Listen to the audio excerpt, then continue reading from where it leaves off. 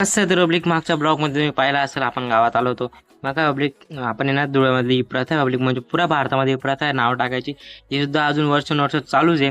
त्यामुळं काय आपण मस्त गावामध्ये आलो होतो कारण की आता येतंय तर पब्लिक धोंड्याची प्रथा पुऱ्या भारतामध्ये म्हणजे भारतात आहे का नाही ते मला नाही माहिती.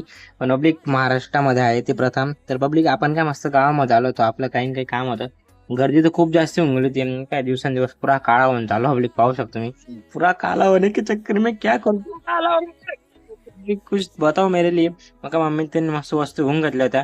नंतर आपण गावामध्ये अजून काही वस्तू घेतल्यानंतर ना मग आपल्या भावाकडे जायचं होतं. तर बोलली, आम्ही मस्त इथं नारळाचं झाड पाहत होतो. म्हटलं तुमचं आलं कसं काय नारळ लागत नाही बाजूच्या झाडाने करणीवरणी केली काय म्हटलं राव म्हटलं. कारण की ना आमच्या झाडात पब्लिक पाहू शकतो. आमचं झाड पूर्ण टोटल पूर्ण बारीक म्हणजे सुकावूनच गेले आणि या झाडाला इतके आणि डबल वरती अजून नारळ येत आहे. ते आम्हाला समजत नाही त्यांनी काय केलंय काय नाही. मग पब्लिक आम्ही मस्त आहे ना साखर रोडला जात होतो आणि त्याच्यानंतर मी इथं बघितलं नवीन लॅम्प लावलेले. तर बिग साखर रोडचा जो रोड होता ना आत्ता त्यांनी बनवला आणि आम्ही मस्त व्हिडिओ व्हिडिओ काढत मस्त आपल्या बाहेर चालला जातो. मग काय आपल्याला काही खायची इच्छा होती काय चॉकलेट वगैरे कुरकुरे घेऊन सण मी मस्त इथं एन्जॉय करत होतो.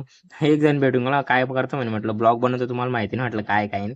तर काय पब्लिक मस्त आपण घरी गेल्यानंतर मस्त फुल बॅट खेळत होतो आणि दोघांनी मस्त फुल अडकावून दिलं होतं वरती म्हटलं बॅट नका मारू बोवडाय बॅट मारू रे रफा रफ जात नाही म्हणे निघत नाही. नंतर पब्लिक हे खेळायला लागले. हा ब्लॉग कसा वाटतो पब्लिक आवडला असेल फॉलो करा. तर भेटूया पुढच्या ब्लॉगमध्ये तर भेटूया बाय बाय.